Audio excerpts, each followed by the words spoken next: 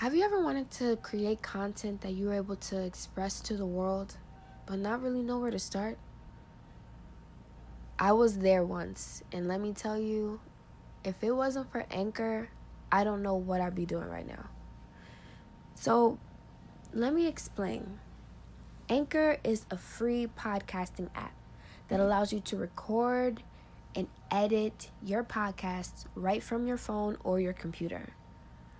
Anchor will put all of your podcasts on Apple Podcasts, on Spotify, and many other platforms. And you don't have to worry about minimum listenership because you will get paid regardless. It's everything that you could ever need in a podcast. So I highly recommend that you download the free Anchor app or go to anchor.fm to get started today.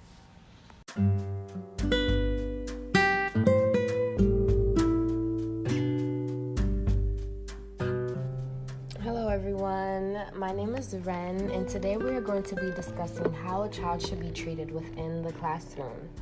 So when you think of rights, let's say humans' rights, certain things might pop up in your head, like freedom of speech, maybe freedom of thought, freedom to assemble maybe, or even rights to education, amongst other things. Now these rights definitely suit the lives of an adult, I would say. What about children? Specifically children who are enrolled in early child care or primary school. Shouldn't there be a collection of rights that children are obliged to and rights that educators should be implementing every day? And if you agree, then I'm going to tell you about some indicators of how a child should be treated and how these indicators can be expressed inside and outside the classroom, should anyone be interested. Now, children, above all, deserve to be treated in a respectful, positive, and meaningful manner. So in order to teach children important fundamental growth milestones, we have to model the behavior that we want them to possess from the beginning. This means that educators should be greeting their children with warmth, with a smile, with love every single day. And if a child is speaking to you, it's very important that you hear them out and respond to their interaction in a positive or constructive manner.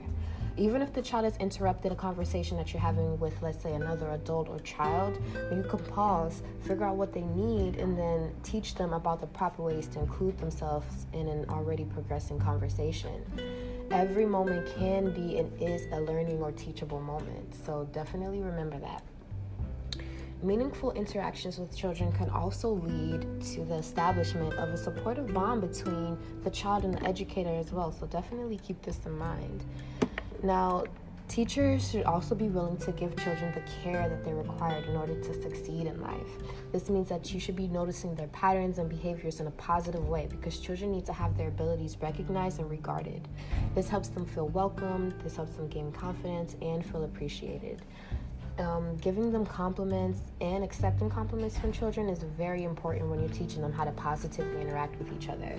So definitely make sure you're showing them how to compliment and give thanks and things like that. Educators also should let children exercise their choices throughout the day. So instead of saying, hey, you're going to go to the art area, you're going to go to the soft area, instead of just saying that they're going to do this, this, and that, why not give them the choice and the freedom to choose where they want to explore first? This helps them build independence and helps them enjoy the learning experience. And that's something that teachers should be trying to support anyways. Naturally, children, they're going to want to talk and be themselves, so also let them and encourage them to converse with their peers so that they can build friendships and connections early on in life. It's also worth noting that educators should be exposing children to experiences that helps them problem solve and critically think. Children should be motivated to resolve conflicts as they arise, because this helps them cope with the daily changes of life that they're going to endure, no doubt, the older that they get. Now, these experiences should definitely bring a spark within children. This should make them want to solve new challenges and take risks. Children are also natural investigators. They're very inquisitive about their environment, so allowing them to explore their world can come with many valuable teaching lessons along the way. With that being said, children still require some form of structure and routine that they can fall on, something that they can depend on every day, which is why educators should reflect and adapt their teaching methods to the needs of the current children being serviced, always and on a continual basis. Children expect fairness within the classroom, and they want their educators to follow the same procedures that they enforce. So remember, you must model the behavior that you want to see in them. And when a child asks you for help,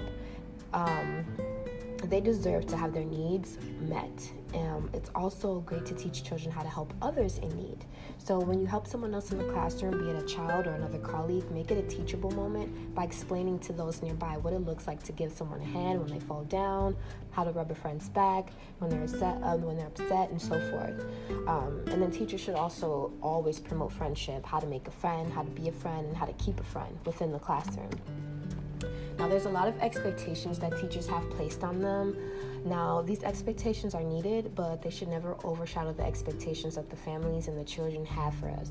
Children expect a great deal from the caretakers because we're the ones who are entrusted to see to their best development progression. Children deserve many things from adults, but we must not forget that children desire to be accepted in the classroom and at home. They want to make contributions to both environments, and they should be encouraged to do so. So show them how to prep for mealtime, encourage them how to clean up after themselves, and then explain to them, how the bathroom works. What are those things in there that makes all those noises? All of these everyday patterns are things that those little eyes and ears want to learn about and they want to be a part of. So allow them to make mistakes because that allows for room of growth. They can reflect and then make amends on it. And then you need to allow them to be themselves so that you can help them along the way. You'll get very proud of them. Sometimes they may do things that don't always make us proud, but we need to always let them know first and foremost that we're there for them and we have their best interests at heart. So if you like what I had to say and you agree with these points that I brought up, definitely let me know. I will be giving you this on my website in a written form, and then I'll also be uploading a little bit of this on YouTube. So I look forward to hearing how you all feel like children should be treated in the classroom, and if there's any marks that I missed, let me know because I'm always trying to learn and update my content as well. I hope you have a wonderful rest of your day, and thank you for joining me.